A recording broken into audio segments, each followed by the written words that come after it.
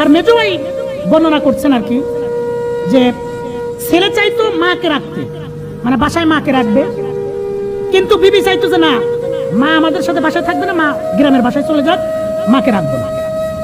স্ত্রী অনেক এটা নিয়ে অনেক বার্গেটিং করতো, অনেক সিন ক্রিয়েট করতো, যেটা সে নিতে পারে নাই। ফ্যামিলি ক্রাইসিস, ফ্যামিলি ডিপ্রেশনের মধ্য দিয়ে মানে মার কাছেও ভালো হতে পারে না, বিবির কাছে ভালো হতে পারে না।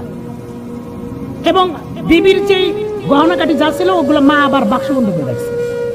তো বিবি এটা নিয়ে খোটাখাটি করে, এদিকে মাকে ভালোবাসে, মাকে ছাড়া ভালো লাগে না, মাকেও সে পাঠাবে না, কিন্তু বিবি রাখবে না। এই যে একটা ঝামেলা, এই যে ক্রাইসিস, এটার মধ্যবর্তী অবস্থায় পড়ে গেছে এই পুরুষ মানুষের জীবনের বাস্তবতাই এমন ভাই। আপনাকে আপনার মাকে সন্তুষ্ট রাখতে হবে, বিবিকেও সন্তুষ্ট রাখতে হবে, তাহলে আপনি সম্পূর্ণ একটা পুরুষ হিসেবে বিবেচিত হবে। তা না হলে আপনি নয়কে মাকে হারান, নয়কে বিবিকে হারান। ছেলের এমন কষ্ট যে নিজে নিজেকে আত্মহত্যা করলো। যদি আত্মহত্যা করেছে জান্নাতি না জাহান্নামে এই বিষয়ে কোনো কথা বলার মতো দরকার আমাদের নাই, কারণ সে ছেলেটি হিন্দু ছিল। এই যে মার প্রতি ভালোবাসা, তার এই ভালোবাসাতে মাকে ছাড়তে পারে না, মার প্রতি এই যে আক্রোশ ভালোবাসা, এটা আল্লাহর প্রদত্ত ভালোবাসা।